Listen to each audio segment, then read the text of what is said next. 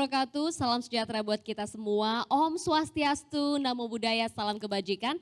Salam sehat semuanya Gramets dimanapun berada. Apa kabar nih? Senang sekali ya saya hari ini Glory Oyong dapat menemani Gramets semuanya di ruang inspirasi online virtual festival Gramedia Tanpa Batas yang hashtagnya udah rame banget ya di sosial media yaitu kolaborasi tanpa batas dalam rangka ulang tahun Gramedia atau anniversary Gramedia ke-52 tahun. Yeay, selamat ulang tahun Gramedia buat Gramet semua yang selalu ya mengikuti apa saja yang diadakan oleh Gramedia. Juga selamat ulang tahun buat kita semua dimanapun berada karena senang sekali acara ini berlangsung secara online sehingga saya bisa menyapa Gramets yang dari Aceh sampai ke ujung Papua. Apa kabar semuanya? Dan mudah-mudahan semuanya stay tune sampai 1,5 jam ke depan karena hari ini saya akan mengajak Gramets semuanya untuk berbincang dengan seorang penulis, seorang dokter juga spesialis anak, dia juga penyiar radio, aduh pokoknya semua kayaknya profesi kita bisa diembat nih sama dokter yang satu ini ya. Karena sudah menulis dengan sangat produktif sekali seri Momiklopedia di Gramedia Pustaka Utama. Dan bertepatan dengan hari yang istimewa ini, di anniversary Gramedia yang ke-52 akan meluncurkan buku ketujuhnya yaitu Momiklopedia 89 Resep Makanan Anak 2-5 tahun. Dr. Meta Hanininta, ya hari ini kita akan ngobrol-ngobrol, sapaan akrabnya di sosial media adalah Dokmed mungkin ya dok ya. Nanti kita akan mengulas banyak sekali terkait dengan buku terbaru ini di launching siang hari ini, bagaimana penyusunan bukunya, seberapa penting pula kita mengetahui gizi dan pola makan yang benar dalam keluarga, serta tentunya peran ibu, moms semuanya nih ya dalam mengatur gizi keluarga. Sebelumnya saya ingin kembali memperkenalkan singkat saja Dr. Meta Hanininta SPAK yang lahir di Bandung di hari kasih sayang 14 Februari sebentar lagi nih Dr. Meta mau ulang tahun juga nih. Yang merupakan dokter anak dan juga seorang konselor laktasi. Selain penulis buku mega bestseller seri Momiklopedia yang diterbitkan Gramedia Pustaka Utama, ia juga dikenal sebagai pembicara di berbagai acara kesehatan, terutamanya tentang kesehatan anak. Dr. Meta juga merupakan penyiar radio, seorang presenter juga, seorang blogger juga, dan vlogger juga nih semuanya nih kayaknya ya. Dan pengasuh rubrik konsultasi kesehatan anak di berbagai media internal dan juga nasional. Dan bersama dengan hari ini nanti sebentar lagi kita akan sama-sama menyaksikan peluncuran buku Dr. Meta berikutnya yang seri Momiklopedia ke-7 berjudul Momiklopedia 89 Resep Makanan Anak 2-5 tahun.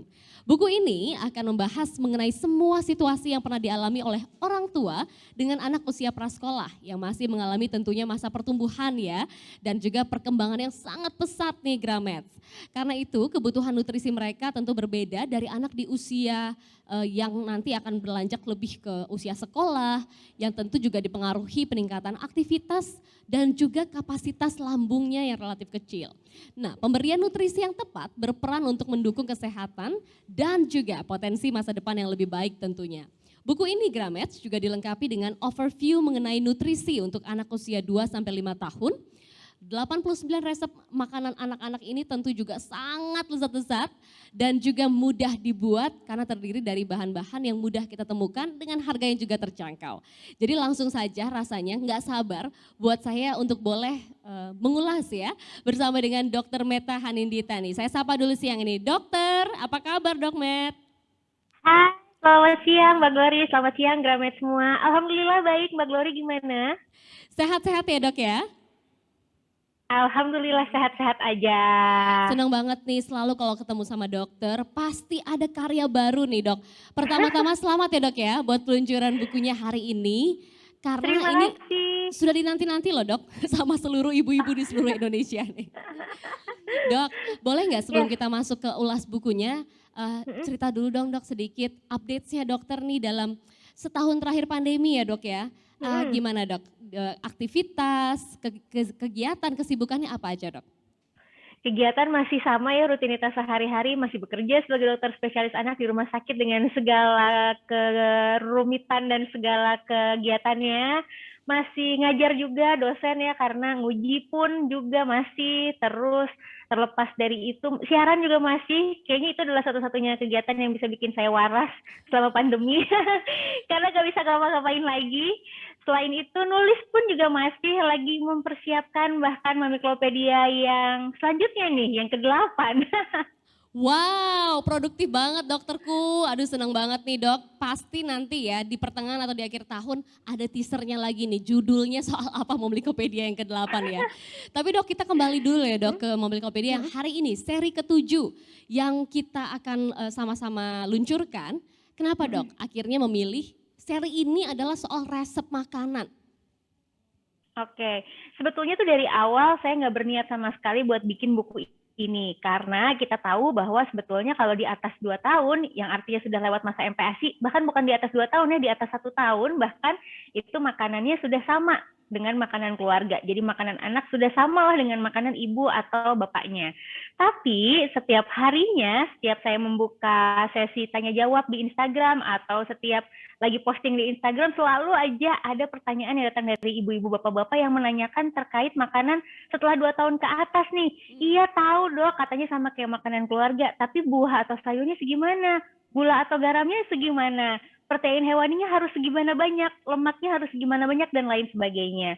Oleh karena itu, karena menghadapi banyak sekali permintaan, saya bilang ya udah deh kita coba aja untuk membuat buku yang paling mudah, yang paling applicable, yang ya sekiranya praktis dan bisa diaplikasikan oleh orang tua adalah buku resep. Jadi akhirnya jadi juga deh buku Mamiklopedia 89 resep makanan anak usia 2-5 tahun ini.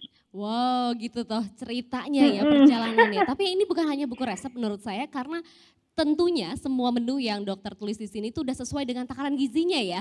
Betul ya dok ya? Betul, betul. Saya juga menyertakan overview di depannya dengan harapan semoga begitu orang tua mengerti betul, paham benar apa sih prinsip dasar untuk memenuhi kebutuhan nutrisi anak usia 2-5 tahun ini, ya resepnya yang 89 ini bisa dikembangkan, bisa dimodifikasi bukan 89 lagi, bisa jadi 100, bisa jadi 200, bisa jadi 300 selama kan udah tahu nih prinsip dasarnya seperti apa. Dok, tapi kalau bicara angka sendiri 89 ada makna khusus nggak dok? Atau kebetulan memang belum ketemu satu menu lagi untuk jadi 90 gitu? Enggak, sebetulnya waktu menulis itu saya menyiapkan hampir 150 resep bahkan. Jadi yang di trial, yang ditulis itu hampir 150 resep. Tapi kemudian karena kepengen lebih catchy, karena kan sebelum-sebelumnya buku Mamiklopedia itu selalu ada angkanya nih ya. Ada yang 456 udah ada menyusui, 456, 567 ada tentang MPASI, 78 resep MPASI yang belum ada 89.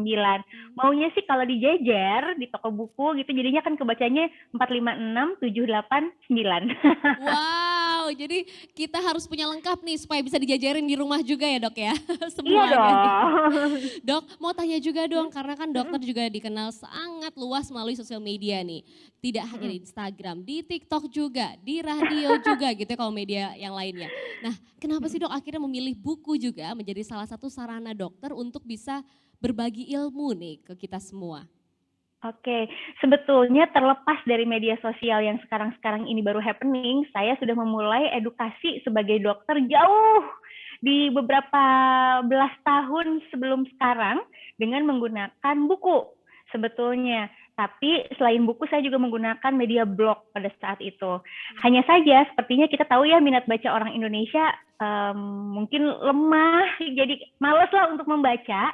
Sehingga akhirnya saya memutuskan ya udah deh kita coba deh iseng-iseng aja dulu awalnya mencoba edukasi lewat media sosial. Waktu itu yang pertama kali Instagram. Ternyata responnya luar biasa. Pada saat kita sudah mendapatkan engagement awal nih dari pembaca pertama, mereka kan tentu ingin tahu lebih dalam. Nah, tidak mungkin yang sebegitu dalamnya bisa saya jelaskan dengan sebegitu detailnya juga di media sosial. Sehingga akhirnya saya memutuskan, oh ini harus bikin buku nih. Walaupun begitu juga ada juga nih bapak-bapak ibu-ibu yang bilang, dok saya tuh nggak bisa seterus-terus bikin atau buka Instagram karena mungkin akses internet yang terbatas, boleh nggak dibikin buku aja dan lain sebagainya. Jadi kalau sebelum Mamiklopedia, saya udah mengeluarkan 5 buku sebelumnya ya, ada yang soal edukasi juga, tapi menurut saya kurang luas jangkauannya, karena itu tadi salah satunya mungkin minat baca yang kurang, tapi begitu saya memulai dari media sosial, kemudian dilengkapi juga dengan buku, ini saya rasa jadi lebih luas lagi jangkauannya, Sehingga saya putuskan ya udah deh kayaknya emang harus 2 nih mainnya di media sosial untuk mencakup orang-orang yang mungkin belum mengenal sama sekali mengenai ilmu atau mengenai edukasi pengetahuan anak, dan untuk buku itu biasanya lebih sering dibeli oleh orang tua yang sudah punya anak yang ingin tahu lebih dalam. Begitu. Ya, jadi ini bukan hanya sekedar lebih luas, tapi jadi mega bestseller nih dok. Banyak banget yang Waduh, borong ya. alhamdulillah.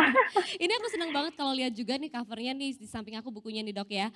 Mm-mm. Warnanya catchy banget sama kayak warna baju kita hari ini ya dok ya. Jadi dari Sengaja kan? jauh-jauh udah sangat catchy sekali. Dan Mm-mm. lembaran dalamnya juga itu kertas magazine ya dok ya. Jadi benar-benar Yes. full color bagi moms di rumah yang ingin mencoba pun melihat warna-warninya aja udah seneng banget. Font tulisannya juga besar-besar jadi mudah banget dibaca dan ditiru resepnya. Untuk menyusun ini berapa lama dok? Sebetulnya untuk pengerjaan buku ini yang paling lama adalah menulis resep, menghitung kebutuhan nutrisi, terus menyesuaikan dengan resep, dan trial and error pada saat memasak. Itu kayaknya butuh waktu sekitar 1 tahun sendiri. Buku ini kemudian setelah sudah jadi di trial error sekian belas kali, kemudian baru saya berikan kepada editor yang kemudian akhirnya di layout, desain cover dan sebagainya. Mungkin kurang lebih sekitar 1 tahun lah. Wow, Gitu. perjalanan yang tidak sebentar itu ya dok ya. Tapi kalau tadi dengar Iya. dokter nggak cuma menulis berdasarkan gizi dan juga kemudian mungkin paduan menu-menunya, tapi juga di trial error dimasak semua ya dok ya, dicobain. Itu di Iya, rumah yang jadi betul. tasternya siapa tuh dok? Yang suka Suami mencicipi dan dan anak berkomentar? saya. Suami dan anak ya? Suami dan anak itu selalu menjadi korban yang jadi komentator juga. Kalau nggak enak, ya saya berarti harus bikin lagi gimana kira-kira dimodifikasi supaya enak. Kalau mereka enak, kebetulan suami sama anak saya ini tukang makan ya. Jadi tahu banget rasanya enak atau enggak. Kalau mereka bilang nggak enak, walaupun menurut saya kayaknya enak-enak aja. Tapi kalau kata yang tukang makan nggak enak, udah deh skip aja kalau gitu. Makanya itu dari 150 resep bisa dipotong, bisa di-cut jadi 89 aja. Nah ini udah terbukti bisa dimasak dan hasilnya jadi gitu ya dok ya. Untuk moms mulai di rumah yang mau mencoba.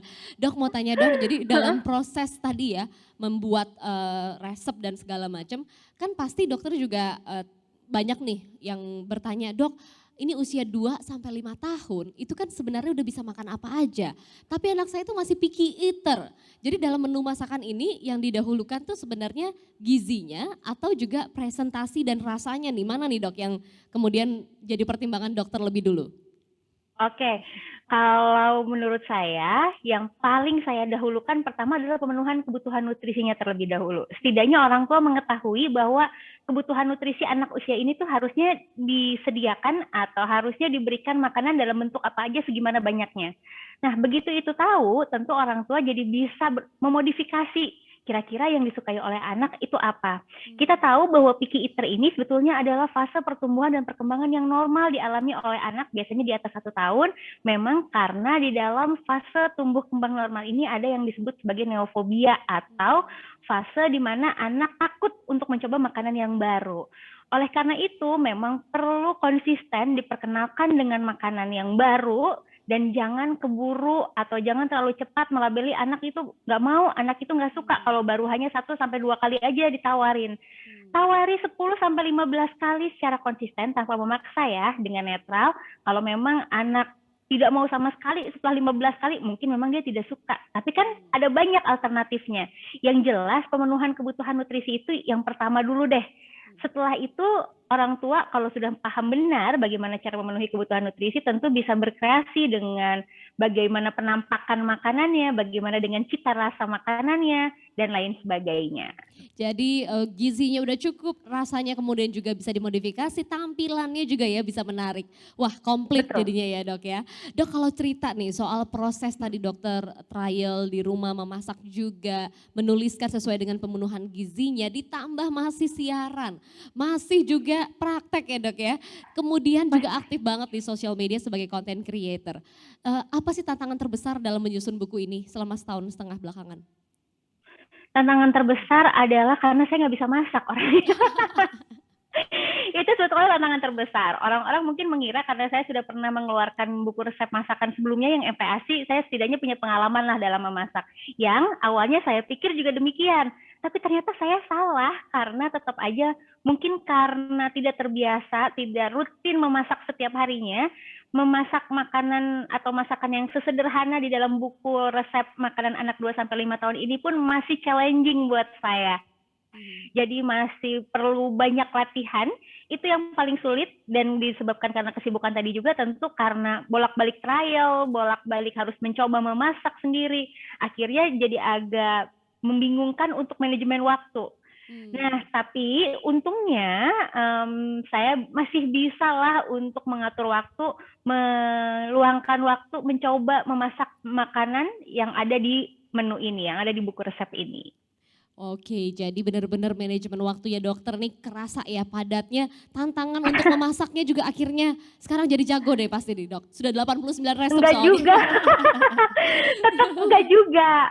Tetap masih struggling juga ya dok ya. Aduh ini Tetap masih curhatan hati struggling. kita yang di rumah juga sama dok. Nah dok aku juga kan kebetulan punya anak usia 2 sampai 5 tahun ya. Ada 2 putra yang dua-duanya masuk nih di usia buku ini. Lalu apa pesan dokter kepada orang tua di rumah yang mungkin menu masakannya tuh belum sesuai dengan gizi yang seharusnya? Ada nggak Don pesan melalui buku ini supaya kita juga bisa memperhatikan gizi anak? Kenapa penting kepada ibu-ibu untuk mengetahui itu? Oke, walaupun pertumbuhan dan perkembangan anak di usia 2 tahun tidak sepesat di 2 tahun pertama, tapi pertumbuhan dan perkembangannya ini masih sangat penting. Apalagi kita tahu di atas usia 2 tahun, usia prasekolah ini ada perbedaan karakter. Kalau bayi di bawah 2 tahun, ya kadang nurut-nurut aja ya, tapi kalau udah di atas 2 tahun, dia akan terpengaruh oleh teman-temannya, akan terpengaruh dengan jajanan, kalau dia tahu akan jadi lebih suka jajan contohnya.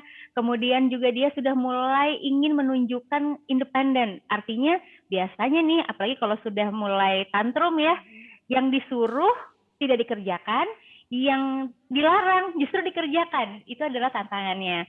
Tapi biar bagaimanapun kita harus ingat bahwa pemenuhan nutrisi optimal di kelompok usia ini pun juga tidak kalah penting dengan di 1000 hari pertama. Sehingga semoga buku ini dapat membantu ibu-ibu dan bapak-bapak dalam memenuhi kebutuhan nutrisi untuk anak usia prasekolah dengan segala tantangannya. Dan kita tahu juga nih anak-anak usia sini udah mulai pilih-pilih makanan juga, udah lebih memilih jajan, udah lebih lost biasanya nih orang tuanya ya dibandingkan dengan di 2 tahun pertama.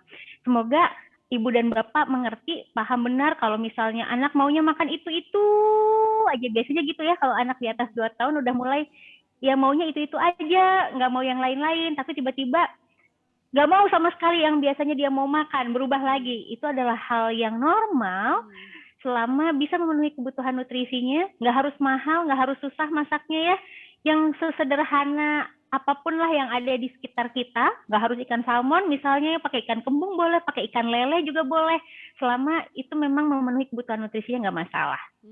Jadi kita supaya nggak mati ide juga ya dok ya, ada buku panduan ini deh. Karena saya juga ikut merasakan nih dok, aduh bakso ikan lagi, telur goreng lagi, nugget ayam lagi gitu ya, itu terus digilir-gilir. Jadi dengan ini kita tahu penting juga di atas usia 2 tahun untuk pemenuhan gizi, karena anak udah mulai banyak snacking dan jajannya tadi ya, seperti yang dokter katakan. Dok, aku juga mau tanya lagi nih berikutnya nih, dalam melakukan research, tentu kan dokter juga karena memang keahliannya atau juga di bidang untuk mempertimbangkan gizi makanan, apa yang kemudian bisa di-sharing di kesempatan ini bersama Gramet semua terkait dengan riset mendalam setiap menu yang dokter buat di buku ini? Oke, saat saya melakukan atau saat saya memutuskan untuk membuat resep ini, saya memulai dari komposisi sumber makanan yang harusnya bisa diberikan kepada anak kelompok usia ini. Sebagai contoh, sumber karbohidrat harus berapa persen dari total kebutuhan kalori, protein dengan mengutamakan protein hewani harus berapa persen dari total kebutuhan kalori, lemaknya harus berapa persen, sayur atau buahnya juga harus berapa banyak. Berbeda dengan usia MPASI dari 6 bulan hingga usia 23 bulan, di kelompok usia prasekolah ini untuk sayur atau buah porsinya bisa lebih banyak karena sifatnya bukan lagi hanya sebagai atau sekedar pengenalan. Kemudian untuk lemak justru harus dikurangi karena sudah tidak lagi terlalu tinggi kebutuhannya, tidak seperti anak di usia 2 tahun. Nah, ini yang sedikit challenging apalagi karena mungkin ibu-ibu sudah terbiasa nih memasak dengan lemak yang tinggi misalnya, memasak dengan sayur atau buah dengan jumlah yang terbatas atau jumlah sedikit saja hanya sebagai pengenalan sebelumnya. Kemudian di usia 2 tahun sudah mulai naik gitu ya porsi sayur atau buahnya, sementara porsi lemaknya harus diturunkan. Tapi biar bagaimanapun saya mencoba untuk membuat resep yang sederhana sehingga nggak perlu harus ditimbang setiap kalinya misalnya, karena kita tahu ya ibu-ibu tuh kan kerjaannya banyak, kerjaannya repot, nggak memungkinkan rasanya kalau setiap kali masak harus menimbang-nimbang dulu, menakar dulu berapa gram, karena kan makanan untuk anak usia 2 tahun harusnya sudah sama nih dengan makanan keluarga. Harusnya ya makanan yang disajikan di meja makan barengan sama ayah dan ibunya. Tapi setidaknya dengan buku ini sih harapannya semoga ibu tuh setidaknya tahu lah pada umumnya secara kasarnya harusnya segimana banyak sih yang dikonsumsi oleh anak, kemudian untuk porsi-porsi buah atau sayurnya seberapa, lemaknya seberapa. Ini semua juga saya konfirmasi dengan jurnal-jurnal ilmiah dan juga rekomendasi dari berbagai organisasi kesehatan dunia yang lain. Wow, jadi lengkap banget ya researchnya Dokter Meta untuk menyusun menu ini sekalian aja nih buat Gramet semua ya. Buku resepnya untuk satu keluarga, jadi betul ya dok ya? Karena Betul. bisa dimakan untuk satu rumah juga kan, rasanya enak, gizinya apalagi sudah sangat dihitung dengan sangat baik sekali. Dok, satu nih sebelum kita masuk dalam pembahasan lebih dalam ya mengenai gizi, kenapa pentingnya gizi dan sebagainya. Apa sih yang paling favorit dari menu di sini? Mungkin bisa satu, bisa dua. Anaknya dokter di rumah. Anak saya paling suka sushi ikan lele untuk makanan utamanya, kemudian untuk snacknya paling suka pentol saus kacang. Tapi dia juga suka makanan yang lain kayak misalnya ayam kremes juga dia suka. Untuk snack dia juga suka es krim mangga. Jadi macam-macam sih sebetulnya, suka-suka aja dia mah. Ini kayaknya isinya adalah favoritnya keluarga Dokter Meta ya, dituangkan di sini. Betul. Bisa jadi favorit kita juga semua di rumah. Dok, kita masuk ya lebih dalam mengenai gizi nih. Kenapa penting untuk ibu di rumah, ayah di rumah untuk bisa mengetahui pentingnya gizi dan pola makan dalam keluarga. Karena banyak juga dok yang mulai merasakan di anak usia 2 sampai ke atas gitu ya. 5 tahun ke atas bahkan berat badan anaknya ada yang kemudian jadi berlebih, ada yang kemudian jadi kurang gitu. Nah pemenuhan gizi dan nutrisi anak ini apakah juga berpengaruh sangat signifikan juga nih dok ke berat badan dan kemudian konsekuensi kesehatan lainnya untuk anak?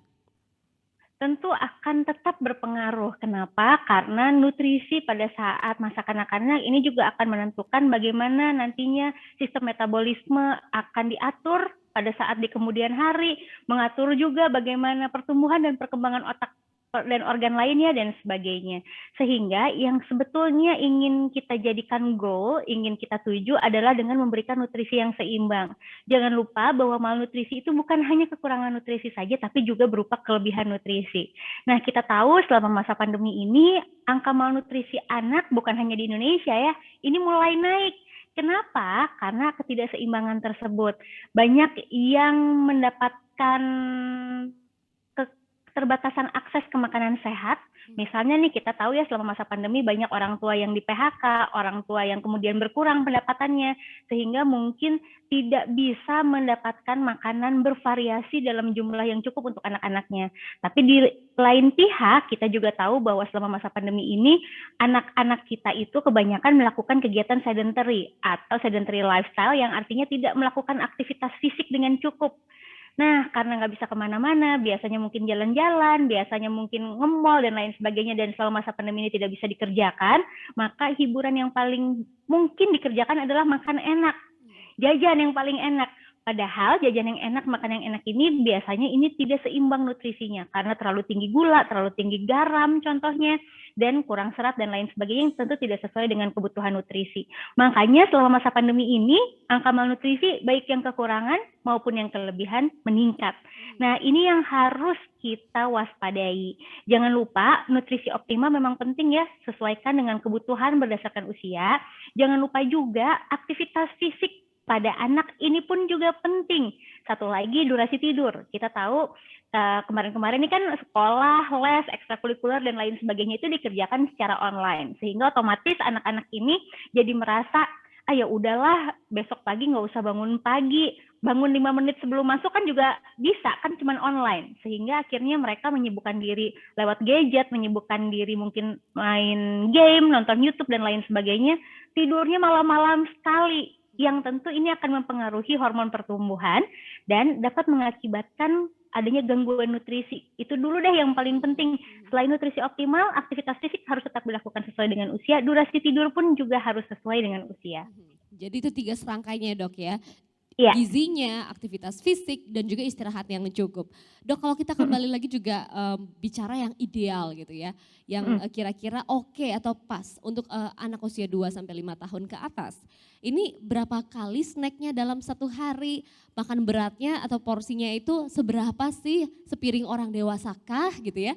Sederhananya bisa nggak dok dijabarkan seperti apa nih idealnya konsumsi makanan mereka sehari-hari dengan pola snackingnya juga?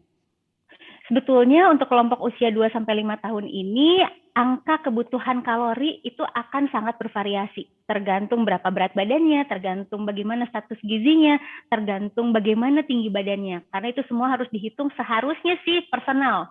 Jadi benar-benar perorangan. Tetapi karena tentu tidak memungkinkan untuk menulis buku dengan kebutuhan nutrisi perorangan, saya akhirnya mengambil dari AKG atau angka kecukupan gizi masyarakat Indonesia yang dikeluarkan oleh pemerintah tahun 2019. Di situ disebutkan bahwa untuk anak usia 2-5 tahun berapa kebutuhan kalorinya, berapa kebutuhan proteinnya dan lain sebagainya. Nah, di overview di buku ini, di buku 89 resep makanan anak 2-5 tahun juga saya sudah sempatkan nih menulis porsinya. Sebagai contoh, untuk anak usia 2-5 tahun nasinya mungkin sekali makan antara 100 sampai 150 gram. Sekali lagi, ini tentu akan bisa sangat bervariasi, tergantung dari usia, tergantung dari berat badan, tapi secara umum seperti itu. Kemudian untuk sayur atau buah untuk usia 2-3 tahun kurang lebih 1 gelas, di mana 1 gelasnya itu sekitar 240 gram atau 240 cc per harinya. Lalu untuk protein hewani, tergantung nih protein hewaninya apa, tapi rata-rata entah itu ayam, entah itu ikan, kurang lebih sekitar 100 sampai 150 gram per hari dan lain sebagainya. Untuk lemak, ini memang sudah mulai dibatasi karena kebutuhannya sudah tidak lagi tinggi seperti 2 tahun ke bawah.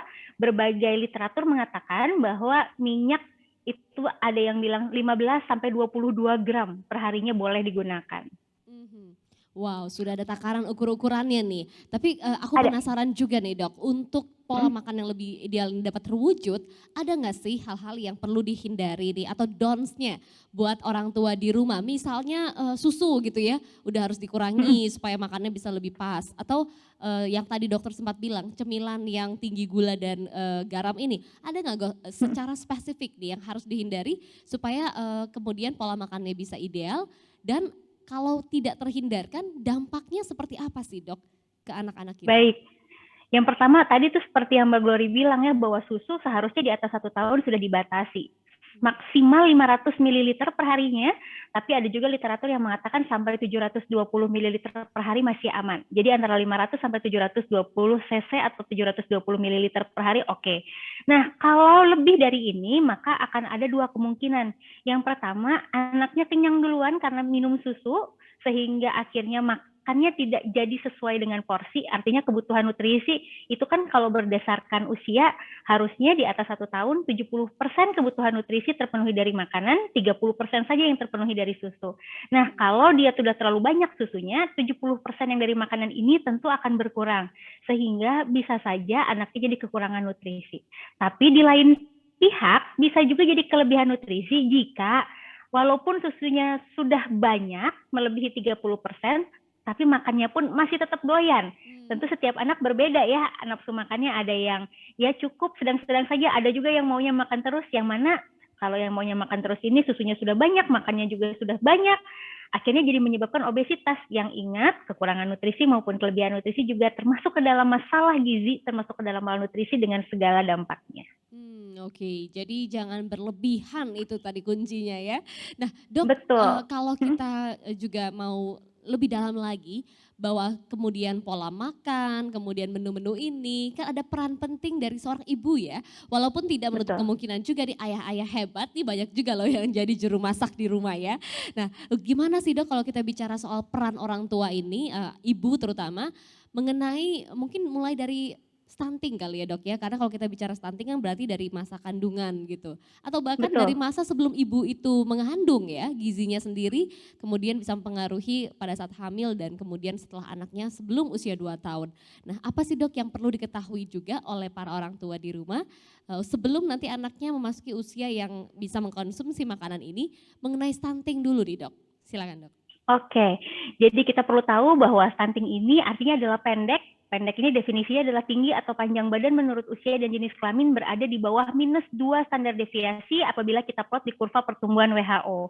Pendeknya ini disebabkan karena kekurangan nutrisi berkepanjangan. Dan biasanya berhubungan dengan kondisi sosioekonomi yang lemah, walaupun tidak selalu karena keluarga yang menengah ke atas pun juga banyak yang stunting. Selain itu juga bisa berhubungan dengan ini nih, kondisi kesehatan dan nutrisi ibu saat hamil. Kemudian juga bisa disebabkan karena infeksi atau penyakit berulang serta praktek pemberian makan pada bayi dan anak yang kurang tepat. Nah, kalau kita lihat dari berbagai hal yang berhubungan dengan stunting, tentu kita jadi mengerti benar bahwa peran orang tua, terutama ibu, ini sangat penting dalam mencegah malnutrisi pada anak-anaknya. Sebaiknya apabila ibu ini ingin mengoptimalkan nutrisi, persiapkanlah jauh-jauh hari sebelumnya, bahkan sebelum hamil. Cari informasi sebanyak-banyaknya yang valid, tentunya dari sumber yang valid juga. Bagaimana sih seharusnya memenuhi kebutuhan nutrisi, kemudian pada saat hamil, ya konsumsilah nutrisi yang seimbang untuk ibu hamil, karena ingat, yang dibutuhkan nutrisinya bukan hanya untuk ibu hamilnya saja, tapi juga untuk janinnya yang sudah masuk ke periode 1000 hari pertama, kemudian setelahnya juga setelah bayinya dilahirkan, tentu bagaimana caranya menyusui, bagaimana caranya memberikan MPASI yang baik dan benar untuk memenuhi kebutuhan nutrisi. Selain itu kita tahu juga bahwa tadi stunting ada hubungannya dengan penyakit berulang. Untuk mencegah ini, lengkapi status imunisasi anak-anak kita agar dapat mencegah penyakit yang memang bisa dicegah. Nah, kemudian kalau untuk praktek pemberian makan yang tidak tepat, itu tadi tuh ya, harus cari tahu bagaimana sih sebetulnya memenuhi kebutuhan nutrisi yang tepat, karena walaupun ini terlihat gampang, terlihat mudah, tapi menurut saya di era digital seperti saat ini sungguh sangat menantang, karena kita tahu bahwa sekarang tuh kayaknya di mana-mana ya, mau di TikTok, mau di Instagram, mau di internet, di sosial media bagian belah manapun lah, banyak orang yang share seharusnya MPASI itu seperti apa, walaupun tidak semuanya benar. Selalu cek and recheck seperti apa sih seharusnya, cari informasi dari sumber yang valid. Kalau dari Organisasi Kesehatan Anak di Indonesia ada IDAI misalnya, dan itu yang harus diikuti tentunya untuk pemenuhan kebutuhan nutrisi yang optimal dan mencegah stunting. Wah, ini pesan yang sangat penting sekali dari Dokter Meta nih untuk para ibu ya, dan juga utamanya untuk mengatasi masalah stunting dari kesadaran kita tadi Dok ya, pemenuhan gizi, memeriksakan imunisasi lengkap dan lain sebagainya. Nah Dok, yang juga menarik adalah mengenai anak yang GTM nih Dok ya, karena banyak ibu-ibu yang pusing gitu ya, aduh udah macetnya macem-macem, warna-warni, tapi kok anaknya nggak mau makan. Nah ada tips nggak dari Dokter Meta untuk mengatasi anak-anak yang GTM atau gerakan tutup mulut ini, dan seperti apa sih yang harus ada di setiap keluarga nih, pola makan atau juga tentu kan nutrisi berbeda-beda ya Dok ya di setiap keluarga. Nah, seperti apa yang wajib deh meskipun nanti variasinya bisa beragam. Silakan Dok. Oke. Sebetulnya GTM alias gerakan tutup mulut ini bukan istilah medis, jadi kalau ini dikasih tahu atau disebutkan di depan dokter-dokter spesialis anak pada bingung apaan sih GTM gitu ya. Awal mulanya GTM ini justru diciptakan oleh ibu-ibu yang kemudian akhirnya menyebar kemana-mana. Biasanya digunakan untuk merujuk berbagai kondisi yang ada hubungannya dengan sulit makan pada anak. Mulai dari benar-benar tutup mulut saat makan, ada juga yang kalau makan sampai 2 jam, ada juga mungkin yang sukanya melepeh atau mengemut, ada juga mungkin yang kalau makan pilih-pilih dan lain sebagainya. Tapi sebetulnya ada satu penelitian yang pernah diadakan multi-center di beberapa pusat pendidikan ilmu kesehatan anak di Indonesia yang kemudian menunjukkan bahwa ternyata kesulitan makan pada anak ini yang paling sering disebabkan oleh karena tidak tepatnya aturan makan, inappropriate feeding practice. Jadi tips dari saya untuk menghindari atau untuk mengatasi GTM adalah patuhi secara konsisten aturan makan. Aturan makan ini ada jadwal, Jadi buat jadwal secara rutin dan teratur, 3 kali makan utama, 2 kali snack, boleh dimulai sejak MPASI dimulai. Kemudian setelah itu kita juga harus memastikan pada saat pemberian makan maksimal 30 menit, habis tidak habis diselesaikan. Lalu juga tidak boleh ada distraksi, jadi pada saat anak makan tidak boleh sambil nonton YouTube, tidak boleh sambil naik odong-odong, sambil jalan, sambil digendong, lihat orang lewat, lihat ikan, dan lain sebagainya. Terus juga jangan memaksakan apabila pada saat waktu makan anak kok sepertinya tidak mau makan, maka boleh ditunggu 10 hingga 15 menit, tawarkan secara netral. Kalau tetap tidak mau makan juga, ya sudah, hentikan proses makan, tunggu jam makan berikutnya. Ini adalah aturan makan yang memang harus konsisten diikuti untuk tujuannya adalah melatih anak mengerti sinyal lapar dan kenyang dari tubuhnya sehingga tentu dia akan dapat menghindari gangguan makan di kemudian hari. Jadi kalau kita salah polanya gitu ya, tidak tepat jadwalnya itu bisa jadi penyebab GTM juga ya dok ternyata ya. Betul, betul. Oke, dok, pertanyaan berikutnya nih dok, kalau misalkan mengenai gizi tadi ya kita sudah lumayan paham, mudah-mudahan apalagi dibantu dengan adanya buku ini pemenuhannya sudah lebih baik. Ada nggak dok pesan yang penting kepada orang tua yang barangkali ketika saat ini menghadapi banyak snacking tadi jadi kewalahan gitu ya dok ya. Ini gizi sudah, tapi kalau dikasih berlebihan snacking khawatir nanti obesitas atau berlebihan berat badan. Nah ada saran nggak dok untuk snackingnya ini? Di sini kan banyak tips snack juga ya sebenarnya dok ya. Betul. Jadi kalau dilihat di buku Momiklopedia 89 resep ini di bagian paling belakang ada contoh jadwal menu dalam satu hari, dalam satu minggu juga ada, bisa dilihat dan ini dimodifikasi tentunya. Kalau dilihat di situ snack yang diberikan adalah 2 kali sehari sesuai dengan jadwal yang sudah diatur, kemudian snacknya juga harus diatur. Misalnya nih, kalau dia sudah konsumsi kalorinya tinggi dari makanan utama, maka snacknya diberikan buah saja. Atau kalau misalnya dia masih kurang dari makanan utamanya, maka snacknya boleh diberikan yang lebih tinggi. Tapi jangan kelebihan. Semuanya memang ada takarannya, oleh karena itu di buku ini selalu ada kandungannya, berapa kalorinya, berapa karbohidratnya, berapa proteinnya, dan lain sebagainya. Ingat bahwa snack ini diberikan hanya 2 kali per hari dan harus diberikan sesuai dengan jadwal. Kadang tuh soalnya orang tua gini ya, kalau misalnya pada saat makan utama, misalnya sarapannya nggak habis nih, karena takut, aduh nanti anak gue beratnya turun, ntar sakit, dan lain sebagainya, akhirnya dikasih snack. Dikasih snack terus sampai dengan nanti pada saat makan siang, dia sudah kenyang dengan snack, makan siangnya nggak mau lagi, cuma sedikit. Orang tua kembali khawatir, kok makannya sedikit banget sih, udah deh kita kasih snack lagi deh. Sampai makan malam dan gitu seterusnya, sampai akhirnya nanti orang tua akan bilang ke dokter, dok anak saya kok nggak mau makan ya, maunya snack doang. Padahal sebetulnya ya itu berasal dari pola asuh orang tua itu sendiri. Oke, jadi jangan berlebihan memberikan snack sehingga makanan utamanya jadi skip gitu ya dok ya. Terima kasih di Betul. penjelasannya dok. Nah sekarang terkait dengan pertanyaan karena hari ini bertepatan dengan juga 52 tahun Gramedia, kolaborasi tanpa batas. Dokter Meta salah satu penulis yang begitu juga disayangi juga nih sama Gramedia karena sudah banyak sekali karya nih di Gramedia ya dok ya. Di Gramedia Pustaka Utama utamanya juga. Dan bagaimana dalam menulis karya ini dokter juga dikenalnya kan menggunakan bahasa yang sangat kekinian nih dok ya. Bagi kita ibu-ibu yang kemudian di era millennials ini juga merasa sangat dekat ini. Apakah ini memang jadi salah satu strateginya untuk penggunaan bahasa yang lebih anak muda? Karena mungkin pembaca atau followersnya dokter di usia-usia millennials ini ya dok? Sebetulnya mungkin ini adalah hikmah dari saya penyiar. Jadi saya sampai dengan saat ini adalah penyiar radio anak muda. Jadi di penyiar atau di radio anak muda tersebut yang saya bahas nggak ada tuh soal parenting atau soal nutrisi dan lain sebagainya. Yang saya bahas adalah lagu terbaru, gosip terbaru, Rihanna hamil lah dan lain sebagainya. Sehingga otomatis sebetulnya gaya bahasa saya sehari-hari pun ya sebetulnya seperti itu. Nah, karena itu pada saat saya menulis buku, saya ingin memastikan bahwa semua orang dari berbagai latar belakang pendidikan, dari berbagai latar belakang sosial ekonomi, dari berbagai latar belakang budaya, dari berbagai usia mengerti benar apa yang saya maksud. Karena pada saat saya berniat, berencana untuk membuat buku parenting, saya datang dulu nih ke Gramedia, saya beli semua buku parenting yang ada, saya pengen tahu kenapa sih atau apa ya kira-kira yang bisa membedakan buku saya nanti dengan buku-buku ini. Kebanyakan buku-buku tersebut dibuat dengan bahasa yang ilmiah, yang mana akhirnya menurut saya bisa jadi membuat kemungkinan misleading untuk pembacanya, tergantung dari kondisi pendidikan, latar belakang sosial ekonomi, dan lain sebagainya. Kemudian selain itu juga menurut saya, apabila kita menggunakan bahasa yang sesederhana mungkin, ini juga akan dapat memperkecil resiko kemungkinan salah paham. Karena kita tahu ya, bahasa yang tertulis tentu akan berbeda dengan bahasa lisan, yang tentu diterimanya itu akan sangat berpengaruh dari latar belakang orang yang menerimanya.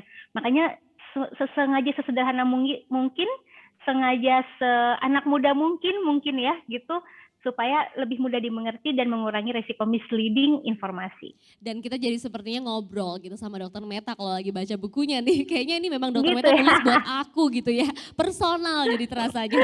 Dok, kemudian dokter kan banyak followers gitu ya. Netizen-netizen yang ngikutin di sosial media, yang mengikuti blognya dokter. Ini seberapa pengaruhnya sih mereka gitu ya, dukungan dari para followersnya. Ada panggilannya nggak, Dok? Saya sih nggak pernah bikin panggilan tersendiri, tapi mereka sendiri kayaknya menyebut netizen katanya. Netizen ya. Nah, seberapa besar pengaruh dari netizennya Dokter Meta nih dalam proses pembuatan setiap karyanya, dokter? Pengaruhnya banyak banget, pengaruhnya besar sekali, karena emang setiap kali saya membuat buku, saya selalu menanyakan terlebih dahulu nih kepada para netizen ini, apa sih yang ingin dibaca, ada kesulitan apa, kemudian misalnya saya tanya, bahkan untuk menentukan cover aja saya bikin polling nih, yang menentukan adalah netizen juga.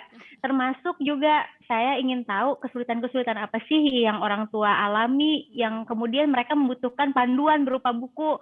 Saya juga bertanya, selain masalah-masalah tersebut, kira-kira ada apa lagi sih yang ingin sekali mereka ketahui, tapi belum ada informasinya tersedia di mana-mana secara bebas dan lain sebagainya. Jadi kalau ditanya seberapa penting, seberapa besar pengaruhnya, ini paling penting, yang paling besar pengaruhnya justru adalah dari netizen ini.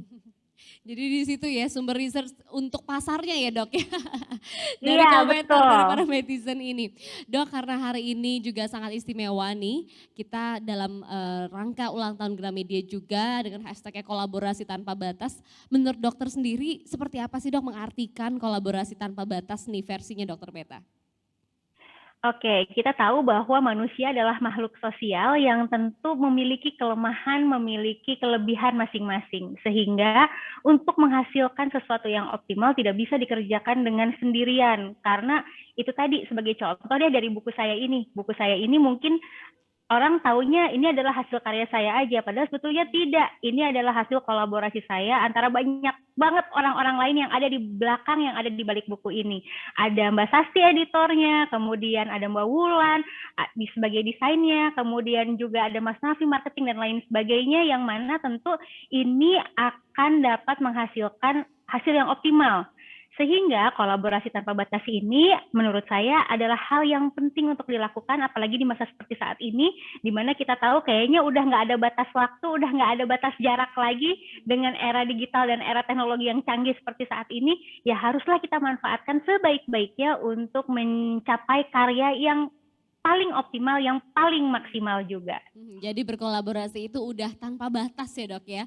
Dengan siapapun, dimanapun sekarang ini bisa dilangsungkan untuk membuat suatu karya yang juga untuk kita semua. Terima kasih loh Dok Met, dokter ini selalu jadi partner kolaborasinya Gramedia. Dengan senang hati Mbak Glory. Ya Dok, satu lagi nih Dok, ini kan buku yang ke-7 ya, jadi sudah cukup banyak rangkaian yang dikerjakan dengan juga teman-teman penerbit di sini nih, dengan teman-teman di Gramedia juga. Gimana Dok perasaannya membuat banyak karya bersama nih dengan penerbit di sini dan juga tentunya dipasarkan juga di Gramedia? Senang banget, saya benar-benar memberikan apresiasi setinggi-tingginya kepada tim Gramedia, karena setiap kali saya bilang pengen bikin buku, udah gitu kayaknya yang lebih semangat adalah tim di balik buku tersebut nih. Kayaknya yang paling ayo, kemudian kayak misalnya Mas Nafi tuh bagian marketingnya tuh selalu memberikan laporan, Dok ini bukunya udah sampai di sini, udah sampai di Makassar dengan lengkap foto-fotonya, termasuk juga tim Gramedia yang ada di berbagai kota yang ada di seluruh Indonesia juga demikian. saya tuh setiap hari bisa mendapatkan mentionan ratusan dari teman-teman yang ada di Gramedia, mulai dari Indonesia bagian barat sampai dengan Indonesia bagian timur, semuanya nge-tag, semuanya mention, ngasih tahu atau memperlihatkan kayak gimana nih kondisi buku-buku saya yang ada di toko buku Gramedia di kota masing-masing. Jadi tentu senang sekali, tentu saya ngerasa sangat beruntung bisa bekerja sama dengan Gramedia. Semoga kerjasamanya bisa lancar dan juga ini bukan yang terakhir gitu ya. Moga-moga makin banyak lagi karya-karya yang bisa saya buat berkolaborasi dengan Gramedia. Tadi seperti yang sudah dokter bocorkan juga ya, yang ke-8 udah ongoing nih sebentar Iya, lagi betul. ya. Jadi yang pasti kolaborasi tetap berlanjut. Terima kasih banyak Dokter Meta yang selama ini selalu memberikan tulisan-tulisan yang bermanfaat dan juga inspirasi di setiap sesi kita berdiskusi. Dan di setiap sesi dokter itu live Instagram, webinar atau bergabung dalam kelas inspirasi seperti ini pun kita selalu pasti dapat ilmu-ilmu baru. Nah Dok, sebelum kita masuk ke dalam peluncuran buku yang sudah dinanti-nanti nih, ada pesan nggak buat semua Gramets yang menyaksikan ke acara dan diskusi kita pada siang hari ini untuk selalu bisa peduli ya mengenai gizi, mengenai juga tentunya perkembangan anak dan pesan istimewanya dokter di hari ulang tahunnya Gramedia. Silakan Dok.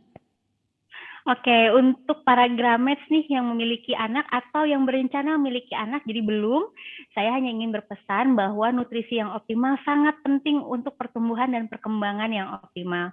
Kita tentunya ingin bahwa Indonesia kelak dipimpin oleh generasi penerus bangsa dengan sumber daya manusia yang berkualitas yang harusnya lebih baik lagi, jauh lebih baik daripada sekarang.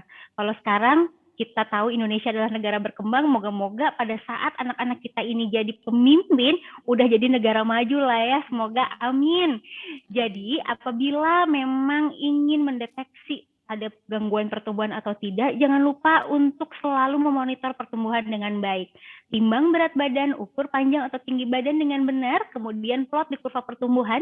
Jika Gramets Bapak Ibu ini menemukan adanya gangguan, entah itu ternyata berat badannya yang kurang atau kenaikan berat badannya kurang atau panjang badannya yang kurang, jangan tunggu kelamaan. Segera konsultasikan ke dokter supaya bisa dicari tahu ada apa penyebabnya dan bisa segera diintervensi sebelum ada gangguan malnutrisi yang berkepanjangan. Kemudian saya juga ingin berterima kasih sekali lagi kepada teman-teman Gramedia yang sudah berkolaborasi tanpa batas dengan saya selama ini.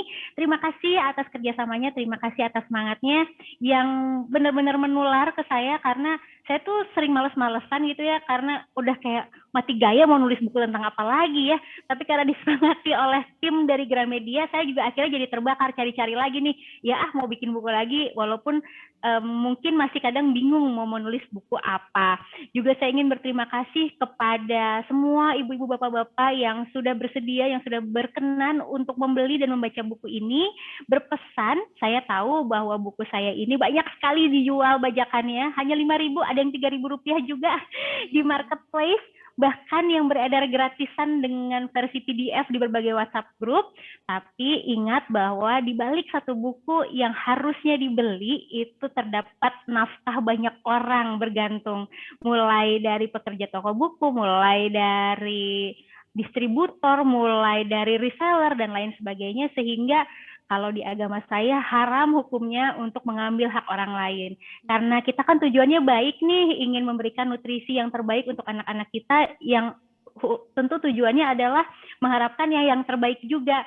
Masa memberikan sesuatu yang tujuannya baik dengan cara yang tidak baik. Jadi jangan beli buku yang bajakan, beli buku yang asik kalau memang belum ada budgetnya. Boleh ditunggu, nabung, atau baca di highlight saya juga gratisan, atau tunggu banyak banget promo diskonan di Gramedia. Wow, ini pesannya mantep banget. Terima kasih Dokter Meta. Mulai dari pesan gizinya sampai ke pesan stop, jangan bajak buku ya. Hargai hak cipta juga karena banyak juga peran dan juga kemudian kerja keras di balik itu.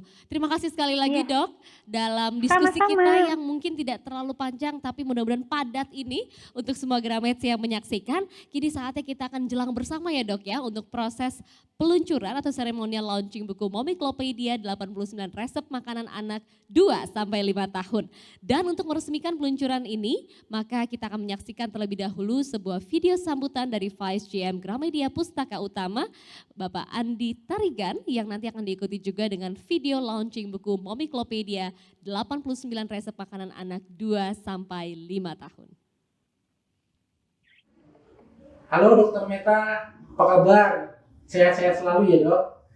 Kami mengucapkan selamat karena hari ini kita akan meluncurkan seri ke-7 dari Momiklopedia yang berjudul Momiklopedia 89 resep makanan anak 2-5 tahun. Kami berterima kasih banyak karena di tengah kesibukan Dokter Meta melayani pasien dan berbagai hal di rumah sakit, Dokter Meta masih menyempatkan diri untuk memberikan edukasi melalui buku.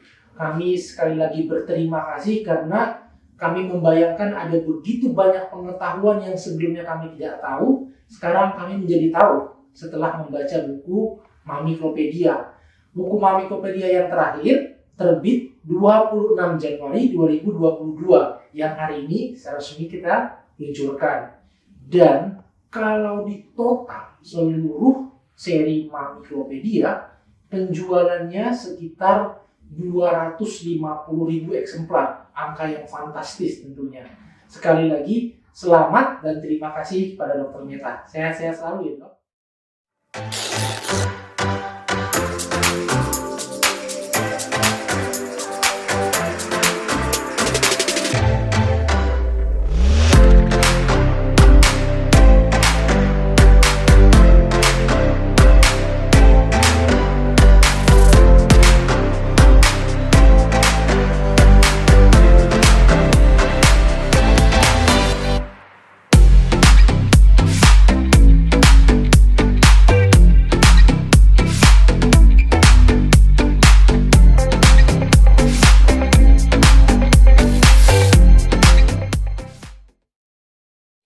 Gramet semuanya resmi sudah dengan tayangan video tadi dan tentunya tadi ada support dan juga peluncuran langsung oleh Bapak Andi Tarigan. Maka buku Momiklopedia 89 resep makanan anak 2-5 tahun resmi diluncurkan dan saya undang Dokter Meta untuk boleh mengangkat dok mock up bukunya atau bukunya di samping dokter. Yeay! Nggak kelihatan ya. Kita boleh dekatkan sedikit lagi mungkin dok ke arah kamera biar agak terlihat. Ya. Iya, malah saya yang hilang. Mungkin sedikit tertutup oleh virtual background, saya wakili sedikit di sini juga ya dok ya. Senang sekali buku ini sudah hadir dan diluncurkan. Kita berikan selamat sekali lagi Dokter Meta, selamat kepada seluruh tim juga yang sudah menyusun buku ini. Buku Momiklopedia 89 resep makanan anak 2-5 tahun. Yeay, kita berikan aplaus dulu dong Gramets dimanapun berada, yang ada di studio, yang memberikan icon tepuk tangan dari sosmednya masing-masing silahkan loh ya. Selamat sekali lagi Dokter Meta atas peluncuran buku ini. Dan semoga juga bisa disambut baik. Yes, terima kasih dokter. Semoga bisa disambut baik oleh seluruh Gramets dimanapun berada. Dan tentunya setelah resmi diluncurkan, tunggu apa lagi nih ya. Gramets langsung saja bisa langsung pesan, langsung beli buku terbaru karya Dokter Meta Hanindita. Momiklopedia 89 resep makanan anak 2-5 tahun yang pastinya isinya sangat bermanfaat untuk moms and dad semua. Yang masih bingung-bingung mengetahui step selanjutnya, apa yang perlu dilakukan setelah empasi selesai, bagaimana mengatasi GTM anak dan lain sebagainya ada di buku ini ya. Buku ini dapat dibeli di toko Gramedia terdekat di kota Anda, juga bisa dipesan secara online di gramedia.com dan juga di marketplace Gramedia dimanapun ada yang dibuka di Shopee, di Tokopedia, di Lazada, dimanapun ada silahkan langsung dipesan dan sangat ditunggu ya untuk feedbacknya yang bisa berkomentar, memberikan hashtag di sosial media, jangan lupa tag juga Dokter Meta dan juga Gramedia dan juga Gramedia Pustaka Utama ya. Dan kita tentunya sudah berada di penghujung acara kita di Inspirasi kali ini, di Ruang Inspirasi yang tidak hanya selesai di sini tapi tentu masih banyak lagi agenda-agenda menarik yang ada di Ruang Inspirasi Online Virtual Festival Gramedia Tanpa Batas, hashtagnya kolaborasi tanpa batas dalam rangka Gramedia Anniversary 52 tahun. Saya Glory Oyong dan juga Dokter Meta akan pamit undur diri dulu, sampai berjumpa lagi di kegiatan kita selanjutnya.